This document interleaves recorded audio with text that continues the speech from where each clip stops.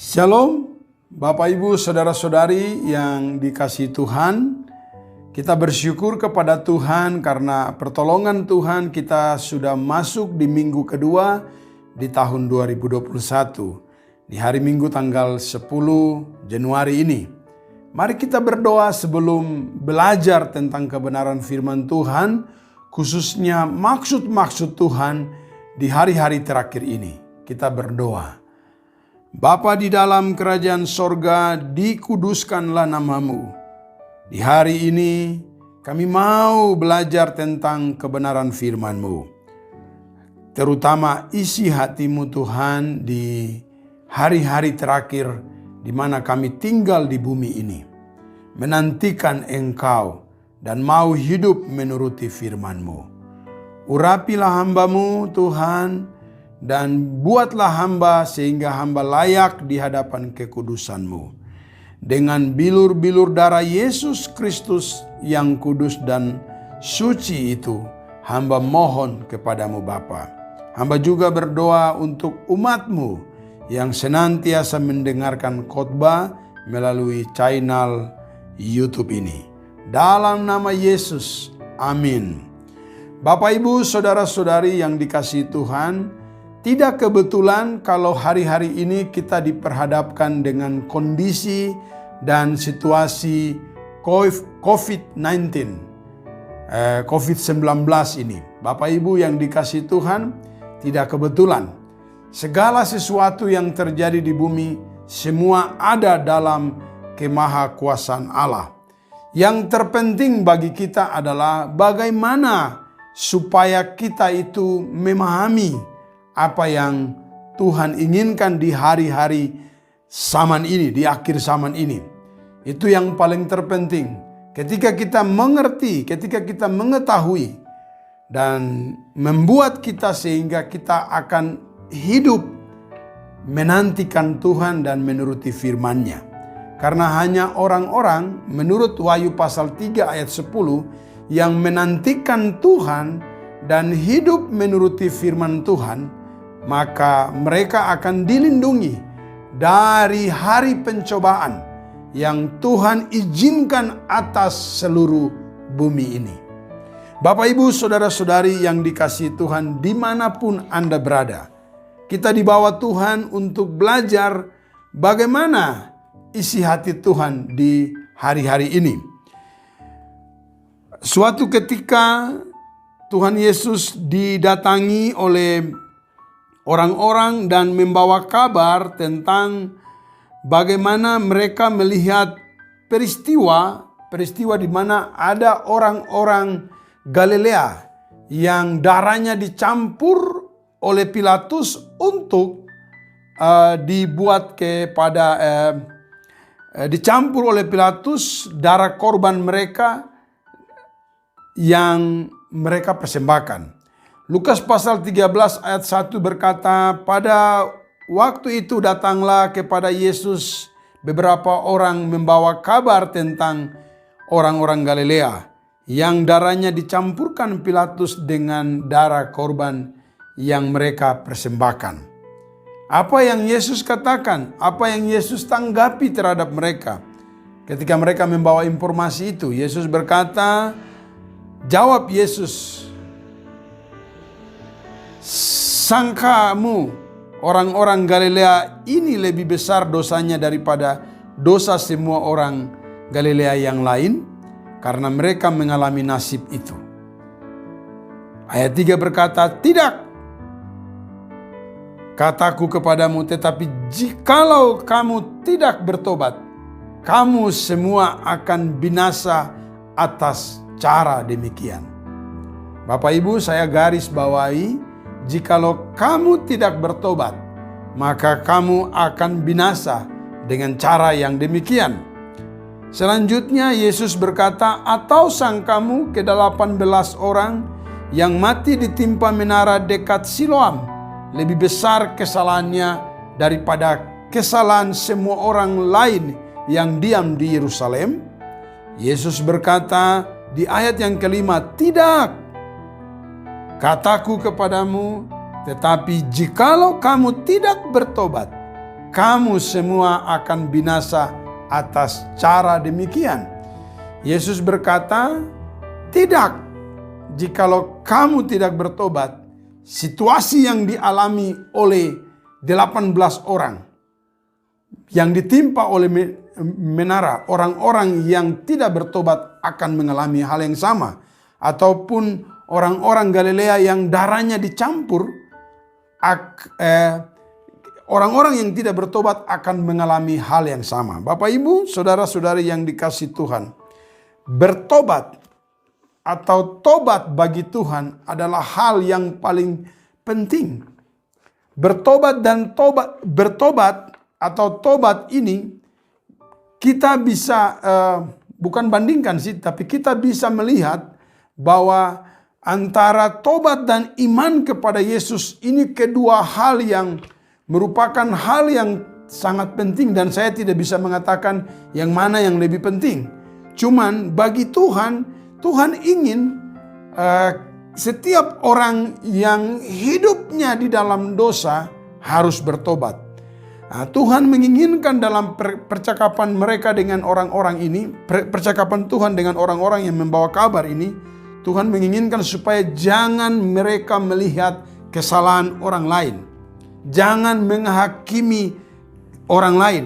Tetapi yang Yesus inginkan adalah kita mengintrospeksi diri dengan cara kalau kita merasa ada bagian-bagian hidup kita yang belum mengalami pemulihan atau hidup benar di hadapan Tuhan, kita harus bertobat.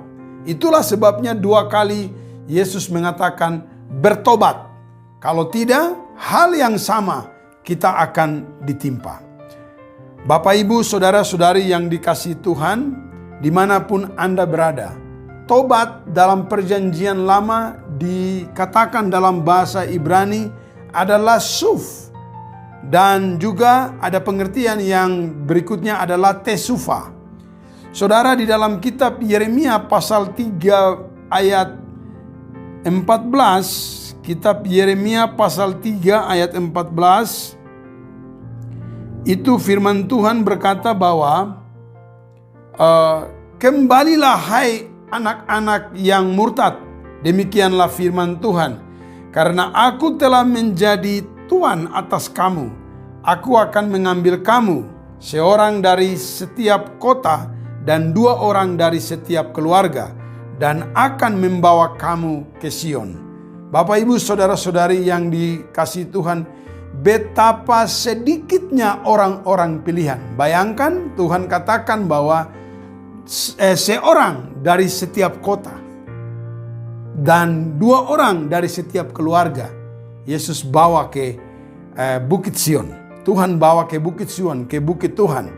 Bapak, Ibu, saudara-saudari, tobat atau suf atau berbalik atau berputar kepada Tuhan, itu adalah perkataan-perkataan yang Yesus katakan di dalam perjanjian lama untuk Bani Israel. Yesus menginginkan supaya Bani Israel yang sudah tidak menyembah Allah, yang sudah pergi dari Allah, yang sudah tidak hidup menuruti firman Allah, Yesus atau Tuhan inginkan mereka berbalik kepada Tuhan. Kenapa demikian, saudara? Di kitab Yeremia kalau kita baca dari ayat 1 sampai ayat 13, bagaimana menjelaskan umat Israel yang pergi kepada ilah-ilah lain. Mereka sudah tidak sembah Allah Tuhan mereka, Allah yang Esa, Allah Bapa, Firman, dan Roh Kudus. Tetapi mereka pergi kepada batu-batu, mereka pergi kepada pohon-pohon, dan mereka pergi kepada bukit-bukit. Untuk apa? Untuk menyembah ilah-ilah yang lain. Oleh dan sebab itu, di ayat 14, Yesus menyerukan umat yang akan datang di Sion adalah umat yang telah bertobat. Artinya umat yang sudah berbalik kepada Tuhan-Nya, yaitu Tuhan Allah yang Esa. Bapak, Ibu, saudara-saudari yang dikasihi Tuhan, demikian juga di kitab Mazmur pasal 78. Di kitab Mazmur Mazmur pasal 78 ayat yang ke-34, firman Tuhan mengartikan kata tobat atau suf dengan berbalik.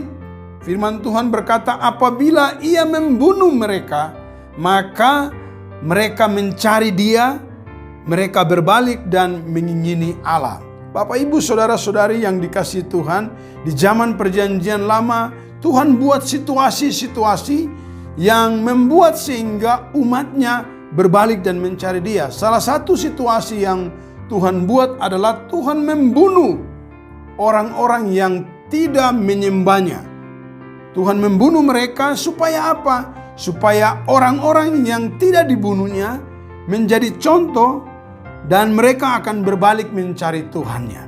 Bapak, Ibu, saudara-saudari yang dikasihi Tuhan, di kitab Yeremia pasal 18, kitab Yeremia pasal 18 ayat 8, firman Tuhan berkata, tetapi apabila bangsa yang terhadap siapa aku berkata demikian telah bertobat dari kejahatannya, maka menyesalah aku bahwa aku hendak menjatuhkan malapetaka yang kurancangkan itu terhadap mereka.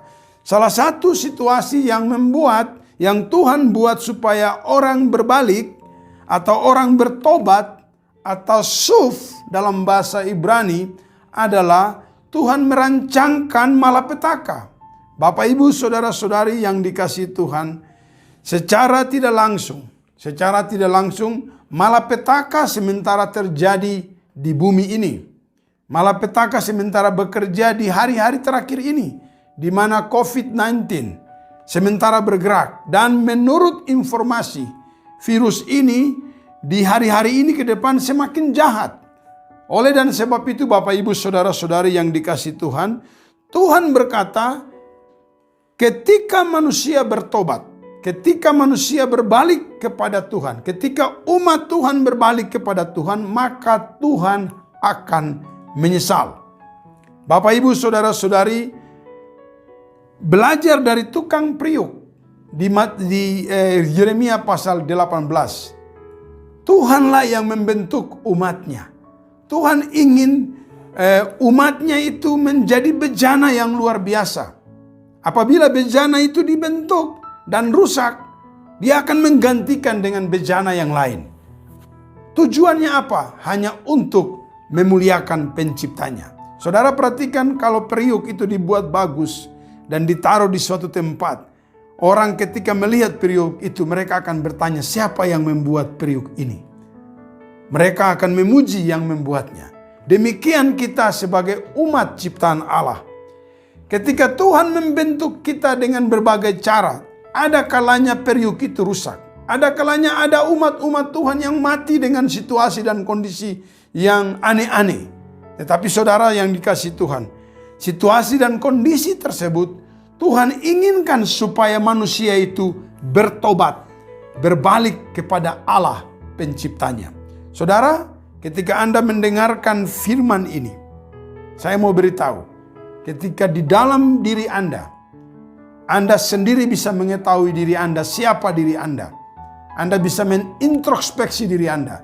Sudah sejauh mana diri Anda punya hubungan dengan Tuhan. Jika Anda selama ini tidak berhubungan dengan Tuhan, berbalik kepada Tuhan, bertobat dan hidup kepada Tuhan. Saudara, di Perjanjian Lama ketika manusia pergi beribadah kepada batu-batu, kepada pohon-pohon, bukit-bukit batu, membuat Tuhan cemburu. Kenapa Tuhan cemburu? Karena Dia yang menciptakan kita umat manusia, terutama umat pilihan Allah. Dialah yang memilih kita sebagai imamat rajani, umat pilihan Allah. Maka marilah kita beribadah kepada Dia dengan penuh rasa syukur di hadapan Allah. Jangan kepada Allah-Allah yang lain. Sebab saudara yang dikasihi Tuhan, beralah membuat Tuhan cemburu, membuat melukai hati Tuhan. Dan Tuhan sangat jijik terhadap beralah. Bapak, Ibu, saudara-saudari yang dikasihi Tuhan, di padang gurun Ada sebagian besar umat Tuhan yang Tuhan bunuh. Tuhan bunuh supaya apa? Umat Tuhan yang lain bisa berbalik kepada Tuhan. Tuhan buat situasi, ada Tuhan bela tanah dan sebagian orang masuk ke dalam tanah itu. Dan Tuhan bunuh mereka. Kenapa? Supaya umat Tuhan yang lain berbalik, bertobat kepada Tuhan. Umat Tuhan suf kepada Tuhan, berbalik kepada Tuhan. Bapak, Ibu, saudara-saudari yang dikasihi Tuhan, mungkin saat ini kita tidak berala kepada pohon-pohon, kepada patung-patung, kepada batu-batu dan lain sebagainya, kayu, bahkan daun-daun sebagainya. Mungkin kita tidak berala kepada demikian. Tetapi saudara, berhala hari-hari ini banyak sekali.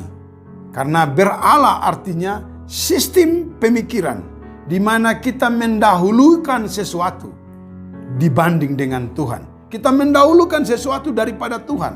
Katakanlah hobi kita. Kita lebih mendahulukan pergi mancing daripada mencari Tuhan. Kita lebih suka nonton bola daripada Tuhan. Kita lebih suka sambung ayam daripada Tuhan. Kita lebih suka judi togel daripada Tuhan. Saudara, hari-hari ini ada banyak orang ketika bangun pagi langsung mencari bolpen dan kertas untuk mengingat mimpi tadi malam ini, mimpi des, siapapun des mobil, siapapun des motor, dan tulis-tulis angka itu untuk apa? Pergi pasang togel. Bapak Ibu saudara-saudari, itu beralah dan itu membuat Tuhan akan merancangkan apa? Malapetaka. Oleh dan sebab itu Bapak Ibu saudara-saudari, Anda yang berala kepada togel, Anda yang berala kepada judi ayam, Anda yang berala kepada mancing, Anda yang berala kepada menonton sepak bola, Anda yang berala kepada bisnis Anda yang berala kepada pelayanan Anda. Saudara, ada banyak hamba Tuhan, ada banyak pendeta hari ini, dia berala kepada pelayanan. Apa yang dia kerjakan ketika ditelepon tengah malam? Oh, Bapak Gembala, kami lagi ini. Dia langsung datang. Tapi istrinya di dalam rumah sakit, dia terlambat untuk mengurus. Dia lebih mendahulukan yang lain daripada istri dalam rumah. Anak-anak sakit, dia tidak mendahulukan anak-anak daripada yang lain. Saudara, saya mau beritahu, pelayanan itu baik di hadapan Tuhan. Tetapi Tuhan mengingini kita lebih dulu melayani di dalam rumah kita. Melayani istri dan anak-anak dibanding jemaat. Sebab itu adalah hal yang luar biasa Anda lakukan kalau Anda melayani keluarga Anda lebih dulu. Bapak, Ibu, saudara-saudari, itu juga dikatakan beralah karena kita mendahulukan yang lain. Bagi kami, Gereja Kasih Bapa di Tanah Papua, Tuhan Allah adalah nomor 1, keluarga nomor 2, dan yang ketiga adalah pelayanan dan selanjutnya yang lain-lain. Bapak, Ibu, saudara-saudari, ketika Anda punya sistem pemikiran saat ini lebih mendahulukan yang lain daripada Tuhan, saya mau katakan suf, dalam bahasa Ibrani, berbalik kepada Tuhan. Dahulukanlah Tuhan Allahmu, supaya Tuhan tidak merancangkan malapetaka buat Anda. Bapak, Ibu, saudara-saudari yang dikasihi Tuhan, tadi saya katakan ada 2 pengertian tentang bahasa Ibrani terkait beralah, yaitu suf dan tesufa.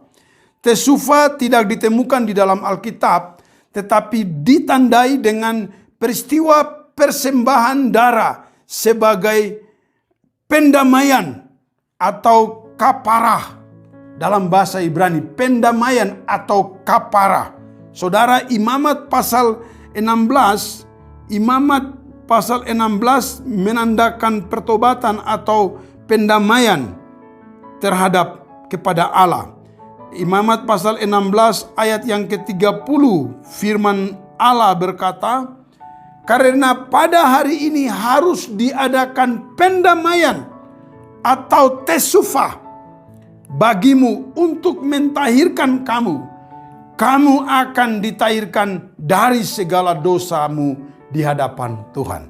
Saudara, tesufah di zaman perjanjian baru telah digenapi oleh Yesus Kristus Tuhan, di mana darah Yesus Kristus Tuhan telah mendamaikan kita dengan Allah Bapa di sorga. Dan saya mau beritahu, kitab Yohanes berkata bahwa tidak diulangi lagi pengorbanan yang dilakukan oleh Tuhan Yesus. Tesufah yang dilakukan oleh Tuhan Yesus. Pendamaian yang dilakukan Tuhan Yesus kepada Allah Bapa di sorga. Oleh dan sebab itu, ketika Anda sudah menjadikan Tuhan Yesus sebagai Tuhan dan Juru Selamat hidup Anda, maka hiduplah menuruti perkataan-perkataannya. Ketika Anda tidak hidup menuruti perkataannya, saat ini Anda masih diberikan kesempatan untuk berbalik kepada Tuhan. Datang kepada Yesus, minta pengampunan, dan hidup menuruti perkataan-perkataannya. Saudara yang dikasihi Tuhan, di dalam perjanjian baru, tobat atau pertobatan itu diartikan sebagai dalam bahasa Yunani yaitu metanoia. Dan ada pengertian lain adalah epistepo. Kata metanoia sepadan dengan kata Ibrani tesufa yang tadi saya katakan, pendamaian. Kata metanoia dalam perjanjian baru muncul sebanyak 58 kali dan selalu diterjemahkan sebagai bertobat. Kecuali dalam kitab Lukas pasal 17 ayat 3 diartikan menyesal. Dan di kitab Ibrani pasal 12 ayat 17 diartikan memperbaiki kesalahan. Saudara yang dikasihi Tuhan, pertobatan adalah syarat mutlak untuk memperoleh keselamatan. Oleh dan sebab itu, di kitab Matius pasal 4, kitab Matius pasal 4 ayat 17, ketika Yesus pertama kali melakukan pelayanannya, ketika dia muncul di Galilea, dia berkata, bertobatlah, sebab kerajaan Allah sudah dekat. Bapak, Ibu, Saudara-saudari, saya ulangi. Yesus ketika pertama kali melakukan pelayanannya, dia berkata, bertobatlah, sebab kerajaan Allah sudah dekat. Hari ini saya mau mengatakan kepada saudara-saudari, dimanapun Anda berada, bertobatlah, karena Tuhan Yesus sudah mau datang. Bapak, Ibu, Saudara-saudari yang dikasihi Tuhan, metanoia artinya perubahan dari suatu pemikiran yang tidak benar kepada pikiran yang benar. Pemikiran yang tidak baik kepada pikiran yang baik. Saudara, metanoia itu dalam bahasa Yunani bisa diartikan begini. Ada sebuah ulat yang hinggap di sebuah pohon dan dia makan daun pohon itu. Dan ulat itu dia akan berubah menjadi kepompong. Dan kepompong itu akan menjadi kupu-kupu. Ini perubahan yang drastis. Artinya kalau kita sudah metanoia, ketika kita sudah bertobat, maka kita tidak bisa berbalik. Tidak mungkin kupu-kupu akan kembali menjadi ulat. Coba tanya sebelah, Bapak, Ibu, Saudara-saudari, ketika ada dua orang itu, coba tanya, kok kupu-kupu kah, kok ulat? Bapak, Ibu, kupu-kupu adalah hasil dari perubahan ulat. Ulat yang tadinya dia makan daun dan dia menjadi kepompong dan menjadi kupu-kupu. Dan pertobatan yang dimaksudkan adalah sudah tidak kembali lagi melakukan perbuatan yang salah. Kalau tadinya saya isap rokok, saya tidak lagi isap rokok. Kalau tadinya saya suka minum mabuk, saya tidak lagi minum mabuk. Kalau tadinya saya suka main pasang-pasang togel, saya tidak lagi pasang togel. Kalau tadinya saya suka cabul, saya tidak lagi cabul. Kalau tadinya saya suka bersinah, saya sudah tidak lagi bersinah. Kalau tadinya saya suka mengingini, saya sudah tidak lagi mengingini. Kalau saya tadinya suka menonton bola yang berlebihan atau memancing dan lain sebagainya, saya sudah tidak berbalik lagi untuk hal-hal itu. Itu yang disebut metanoia. Kita tidak kembali lagi. Tidak mungkin kupu-kupu akan kembali menjadi ulat. Tidak mungkin.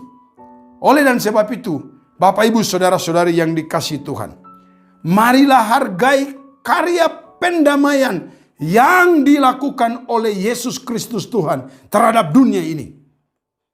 Itu karena begitu besar kasih Allah, maka Dia memberikan anaknya yaitu Yesus Kristus, supaya darah Yesus sebagai pendamai bagi saudara dan saya. Hargailah karya itu. Bapak, Ibu, saudara-saudari yang dikasihi Tuhan, dimanapun Anda berada, saya akan berdoa buat Anda. Siapapun Anda, ketika khotbah ini disampaikan, ada ditemukan Anda ada hal-hal yang tidak sesuai dengan kebenaran firman Tuhan, yang sudah tidak hidup menurut firman Tuhan. Saya berdoa buat Anda, supaya Anda dapat berbalik. Supaya jangan Tuhan merancangkan kejahatan. Jangan Tuhan merancangkan pembunuhan. Jangan Tuhan merancangkan segala sesuatu buat Anda. Tapi Anda akan menikmati damai dan sejahtera. Bapak, Ibu, saudara-saudari yang dikasihi Tuhan, untuk terhindar dari COVID ini, Anda harus berbalik dan bertobat, hidup kembali kepada Tuhan. Karena itulah yang Tuhan inginkan. Tuhan izinkan situasi ini supaya manusia, umat manusia yang mengandalkan pikirannya, yang mengandalkan kepintarannya, yang mengandalkan teknologi dan lain sebagainya, berbalik kepada Tuhan. Karena Tuhanlah satu-satunya Allah yang menjadikan langit dan bumi. Dia ingin kita berbalik. Masih ada pintu kemurahan untuk Anda berbalik dan hidup menuruti firman-Nya. Supaya Anda dihindarkan dari pencobaan yang akan diizinkan turun ke atas bumi. Bapak, Ibu, saya akan baca Wahyu pasal 3 ayat ke-10 untuk menjadi peringatan bagi kita semua. Firman Tuhan berkata, penglihatan Yohanes, dia melihat dan Tuhan menyuruhkan buat jemaat di Philadelphia. Firman Tuhan berkata, karena engkau menuruti firman-Ku untuk tekun menantikan aku, maka aku pun melindungi engkau daripada pencobaan yang akan datang atas seluruh dunia untuk mencobai mereka. Bapak, Ibu, saudara-saudari, firman Tuhan yang dikatakan buat jemaat Philadelphia. Firman Tuhan ini juga berkata kepada jemaat Gereja Kasih Bapa di Tanah Papua atau siapapun dia yang menonton channel ini. Bahwa kita harus menuruti firman Tuhan dan terus menantikan Tuhan Yesus.